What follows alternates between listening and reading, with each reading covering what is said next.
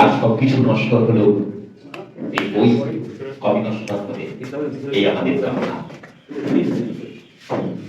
বিনম্র চেষ্টা বাস্তবায়িত হলো, আপনাদের সমর্থন পাবো এবং পেয়েছি।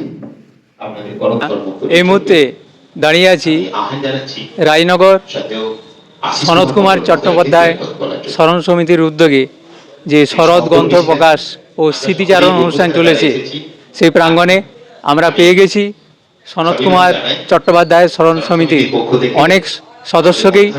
তাদের কাছ থেকেই আজকের এই অনুষ্ঠান সম্পর্কে বিস্তারিত জেনে নেব। স্যার, আপনার নাম? রামকিঙ্কর সিদ্ধান্ত।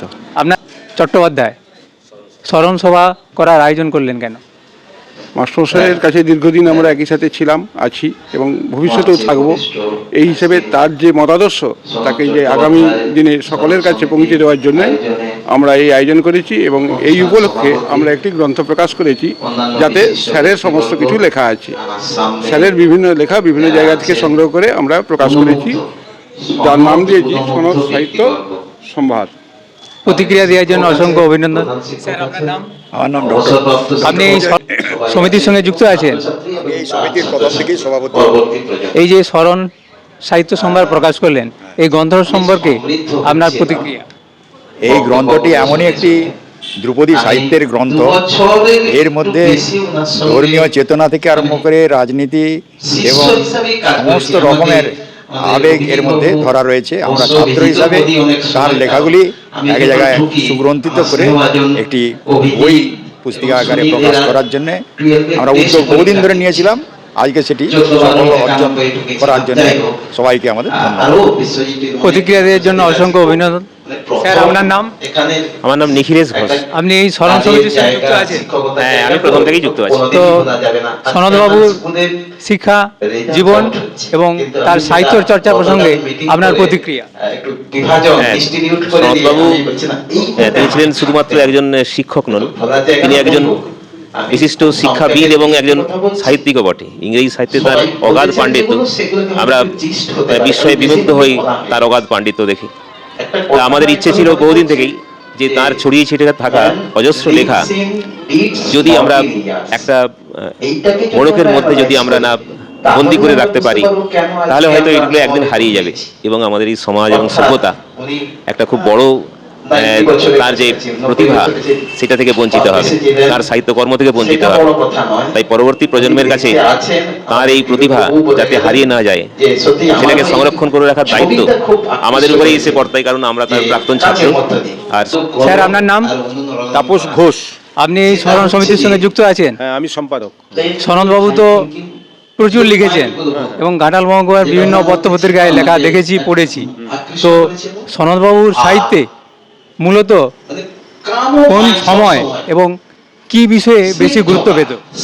উনি তো 60-এর দশক থেকে এসেছেন আমাদের এই রাজনগরে। এসে উনি আমাদের এখানে আজীবন রয়ে গেলেন। ফলে ওনার বিভিন্ন বিষয়ের, উনি প্রেসিডেন্সির ছাত্র ছিলেন এবং সেখান থেকে উনি ইকোনমিক্স, ইংলিশ এবং আরও 3টে বিষয়ের উপরে ওনার দখল ছিল, ম্যাথামেটিক্স।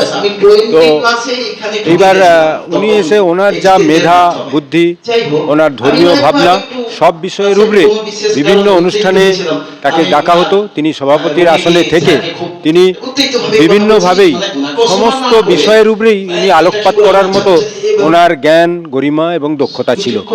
ফলে উনি সেই সব বিষয়ের উপরে যেমন লিখেছেন এবং আমাদের সাধারণ গ্রামের মানুষকে উনি অত্যন্ত ভালোবাসতেন এবং সেই জায়গা থেকে তাদেরকে উৎসাহিত করার জন্য এখানে নানান ধরনের সংস্থাকে উনি ওনার মেধা এবং বুদ্ধি দিয়ে সেইগুলিকে উনি সমৃদ্ধ করার জন্য আমাদেরকে উপদেশ দিতেন এবং ছাত্র হিসেবে আমাদেরকে একটি পরিবেশ তৈরি করার জন্য উনি উৎসাহিত করতেন, যে সাংস্কৃতিক এবং যে ধর্মীয় যে উন্মাদনা সেইগুলোর মধ্যে উনি তার যে জিস্ট, মূল অর্থ, সেইগুলিকে আমাদের কাছে তুলে ধরতেন এবং এই বিষয়ে তিনি লেখালেখিও করতেন এবং তার সামান্য অনেক জায়গায় লিখেছেন, আমরা সব সংগ্রহ করতে পারিনি। আমরা কিছু তার অংশ আমরা সংগ্রহ করে এবং তার একটা আত্মজীবনী সেটিও এই বইয়ের মধ্যে আমরা প্রকাশ করতে পেরেছি। পরবর্তীকালে আমাদের ইচ্ছে আছে এই বিষয়ে আরও সংগ্রহ করে আমাদের ছাত্রদের অভিজ্ঞতাকে নিয়ে এই বিষয়ে বই লেখা। 1960 সালে তিনি রায়নগরে এসেছিলেন। তো সেই 1960 সাল তো একটা উত্তাল পরিস্থিতি, রাজনৈতিক ডামাডোল চলছিল। তো সেই রাজনৈতিক ডামাডোলের ছায়া তার সাহিত্যে কি আপনারা পেয়েছেন? কোথাও না। তিনি অত্যন্ত দক্ষতার সঙ্গে এই সমস্ত বিষয়গুলিকে তিনি একেবারে তার কোনো লেখার মধ্যে বক্তব্যের মধ্যে তিনি প্রকাশ করেননি। যা অস্থায়ী তাকে তিনি কোনোদিন গুরুত্ব দিতেন না, যা স্থায়ী চিরন্তন এবং আমাদের সংস্কৃতির সঙ্গে মেলে সেইগুলিকেই তিনি আমাদের মধ্যে তুলে ধরেন। সনৎ কুমার স্মরণ সমিতির সদস্যদের কাছে সনৎবাবুর সাহিত্য এবং তার শিক্ষা জীবন নিয়ে বিস্তারিত জানলাম যে সনৎবাবু খুব উচ্চমানের সাহিত্যিক ছিলেন এবং তার সাহিত্যে এই সমাজের বাস্তব চিত্র তুলে ধরছেন এবং আগামী দিনে তার আরও বেশ কিছু লেখা বিভিন্ন জায়গায় রয়ে গেছে, সেগুলো সংগ্রহ করে এই স্মরণ সমিতি আরও গ্রন্থ প্রকাশ করবেন।